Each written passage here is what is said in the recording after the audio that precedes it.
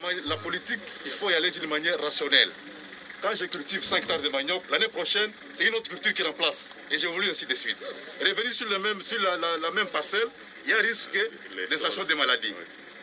Vous avez la capacité de produire combien de sacs par saison? Et puis au-delà des patates, est-ce que vous vous occupez aussi des feuilles de manioc que nous consommons couramment à Kinshasa? Est-ce que ça vous est aussi utile ici? Vous voyez le champ que vous venez de parcourir là? C'est chaque jour qu'on peut couper le manioc. On peut couper le feuille de manioc. On peut faire 3 coupes et puis on laisse.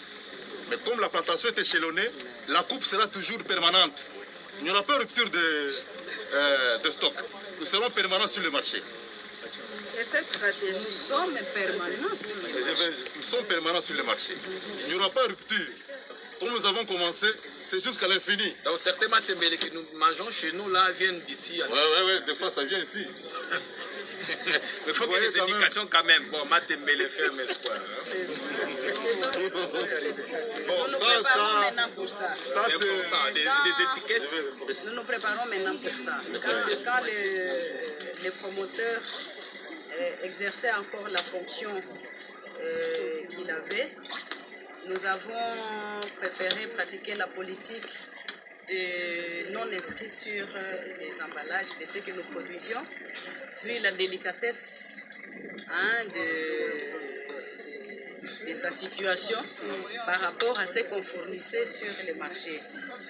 Oui. Il y a tellement de mauvaises langues et il y a tellement de gens qui cherchent à décourager les autres, qui sont champions en diabolisation.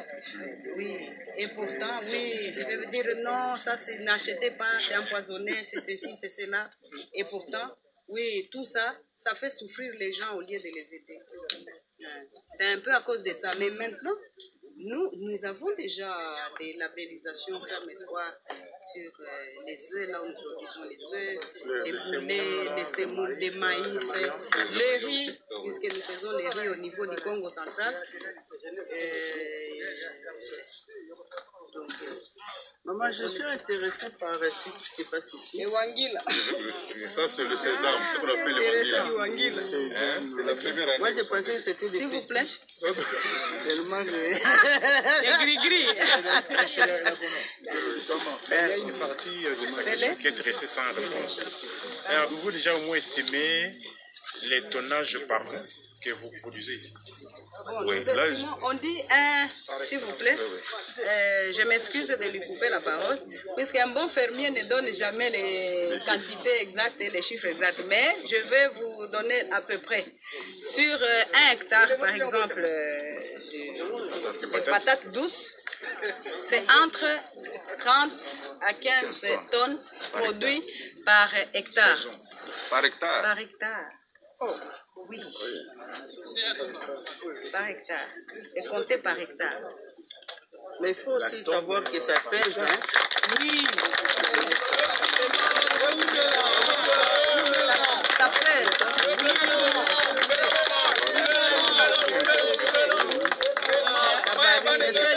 Vous multipliez nous laissons aux revendeuses, parce que nous avons beaucoup plus de revendeuses que de revendeurs.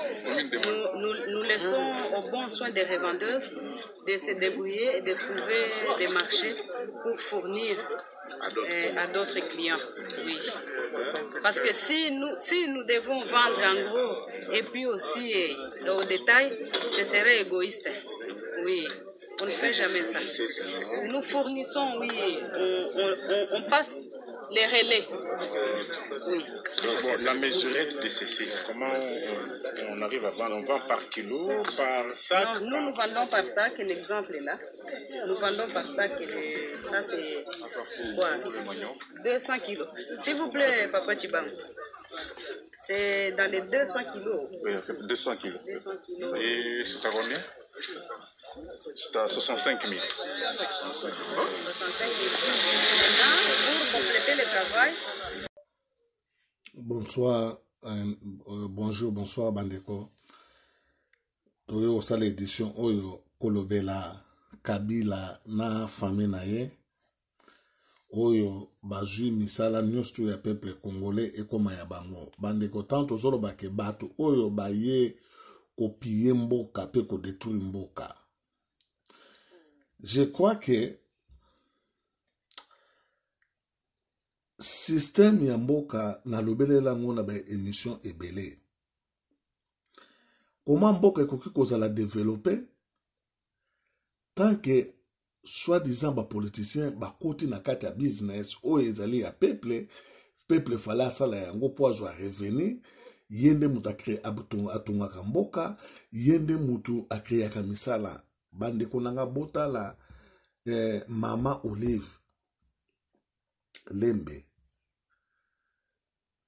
akei kobanda kosala babilanga ye moko Olive Lembe azali koteka ba produit oyo. Vous vous rendez compte? Mais sikoyo musala ya batu ya mboka oyo tobengaka batu ya mboka les fermiers congolais oyo baza na ba région oyo bazali sur place na capitale babanda ko bénéficier nini les voilà bandeko bato baza motema mabe. Mais il fallait ye Olive Lembe l'équipement oyo aza na yango mais il fallait pesa batu wana pour comprendre que bato baza bien te. Donc bazo la bino ke bota la mwandambo oyo donc bino so bolingi biso nde bato osala pona bino siko peuple batele misa ye depuis kala tozo sa peuple oyo azobeta ba maboko wana ezali bango politicien atele misa bango tango azana besoin moko boy abengi ya kabile mwambongo muke bango oyo bazo ganga. Est-ce que biloko bazo tchana basaki wana ekezala pour combien de temps ekezala continuité to ezali loko moko boye ezali périodique et puis bino boza ba temporaire bilonge ye lelo lobi bazo bilonge mususu ba ye ko buka les voilà bango donc ba créer misala te Olive azo botola ba botoli peuple ba misala toyoka kiangote. Je crois que prophète Mukuna bimisi pe ba secret bela ezaya solo. Tozalaki na Sirdégie yama loko eza kosala na ba barre de fer. Balongoli yango babomi yango basali compagnie na bango moko parallèle. Jekamine ezalaki babomi komba Jekamine soki nani miba basali loko moko parallèle.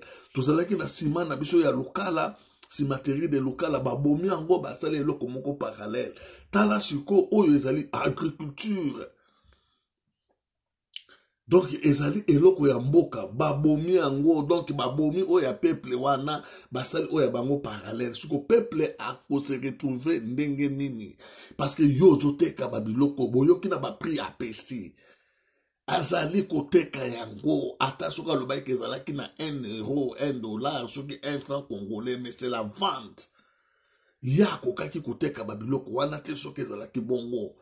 Je crois que il fallait jouer yango apesa yango gratuit. Apesa yango gratuit na peuple avec que peuple boya kozwa bino ba mama o boteka ba biloko na pesi bino yango na renforcer ka bino. Bien na kabola ka yango mwa muke na ba batu banini bazwa kabalia ka bazala kana yango parce que bango bazala bambongo nyonso Olive Lembe bazala bambongo nyonso. Donc basala bambongo ya ba diamant basala bambongo ya ba biloko tout donc famille wana kaka bazali ko contrôler tilelo oyo bandeko na ngai tozali ko kende wapi bandeko tozali ko kende wapi na bato oyo sans plus tarder tolanda lisusu ye Olive Lembe toyoka ba biloko yazali koloba awa. Puisque vous voyez bien que dans cette période difficile qui se prétendent soi-disant être nos amis n'ont pas encore couru pour venir nous apporter de l'aide. Alors, il ne faudrait pas être naïfs, mes chers compatriotes. Nous devons nous-mêmes produire ce que nous consommons.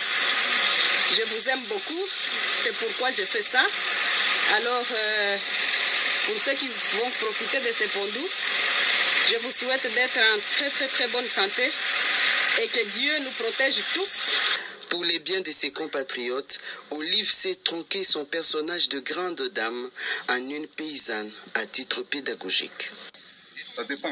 Non, mais elles, quand elles vendent à 80, c'est pour aussi qu'elles gagnent quelque chose, oui, qu'elles aient un bénéfice, ainsi pouvoir faire tourner leur commerce, puisque c'est ce qui leur sert de survie pour leur famille, oui, hein, pour les enfants et consorts. Comme nous sommes les grands fournisseurs, nous pouvons donner un prix pour les favoriser aussi de se retrouver. Au lieu de 80, vous pouvez mettre 70. Là-bas, c'est avec notre dans la transport, ville, avec dans la notre transport. Oui, là-bas. D'accord, très bien. Bandeko toyoki biso nyonso Olive Lembe. Bandeko oyo eza kochola te. Alobi yango bien ke na ba maladi oyo tozwi aide moko te. Ya oyo tobengaka ba ami. Mais abimi na bapundu na ye alobi ke oyo ekesalisa peuple bakozwa bakolia parce que peuple ya Congo baliaka nyama te. Tomonaki bango bakotsaki ba nyama awa na mboka ya bangombe na mboka ya Fayulu na mboka Mozitu bangombe wana ezali wapi amemela peuple alia. Mais abimeli peuple pundu ezali insulte. Et puis alobi yango lisusu ke pundu oyo akoteka yango na prix moko ya se. Yo lobi kozo pesa yango pon bandeko na ngai pundu na koteka yango na prix moko ya se pour permettre ba peuple bazo yango basomba comme ça salisa bango. Omoni famille oyo ndenge baza kosaka peuple congolais botika sentiment oh mama di mama soki bani mais bazali kofinga bino. Donc bino biloko na bino boza ba muto boza ba ntaba. Donc bino bobongi na makasa. Ba feye wana ezali ya bino ba pundu ba ndunda ba donc bino nde donc ba nyama wana ba kotaki na bangombe. Bangombe so ba kotaki combien? Toyoka ni sola bangombe wa engindaki ya kosakana te bangombe na kenda wapi. Siko misala oyo ya ba fermier congolais oto bengaka ba papa bilanga ba mama bilanga ezali wapi Olive Lembe diama bino mai ya régie des eaux bino Laki Tanganyika ba or bino ba kolta bino ba biloko tout bino donc bo suivre vraiment donc Congo mobimba eza na maboko na bino peuple congolais azali wapi akotelema wapi akolia wapi batamboka ba vivaka na babiloko yozo sala bilanga wana bango baza ko vivre na yango baza ko bimisa babiloko po bateka bazwa mbongo yokoti na yango Olive Lembe bandeko bofungola miso batu oyo donc ba exagérer donc ba dépasser ba limite vraiment biloko baso sala oyo ezali ya bango te peuple bazali ko boma bino par la force bazali ko boto la bino biloko oyo bino boza nango na maboko par la force voilà maintenant ya azo sala bilanga na ba carte pila asala ba machine oyo ezali complet bino batikeli bino ba Congo ok ba machine wana fale ba pesa na bino ba lingi te ke bino bo progresser ba lingi te ke bino bo bonga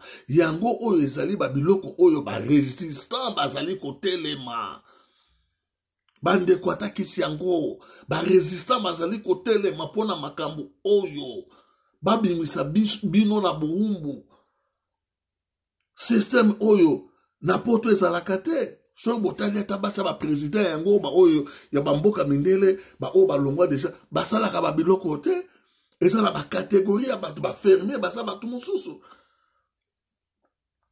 na loi vraiment ya mokili na constitution ya mboka ya mokili politicien ko sala biloko wana te Olive za politicienne aza première dame akoko sala ngote.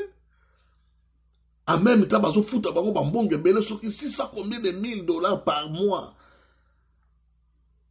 Mais si ko bambongo ngo zo luka po bosala nango nini. Place à peuple congolais ali wapi. Yo zolo bakolinki bango wana kaka fo ba débrouiller muke po bazo moins intérêt moko boye et que ça lisa bango donc ozo salela bango calcul donc bango bakoki ko bongate voilà place mboko ezo za la développer te peuple azo souffrir ba Olive Lembe bande konanga botika ko betela bango maboko. Bato oyo nde bato ba détruire mboka bato oyo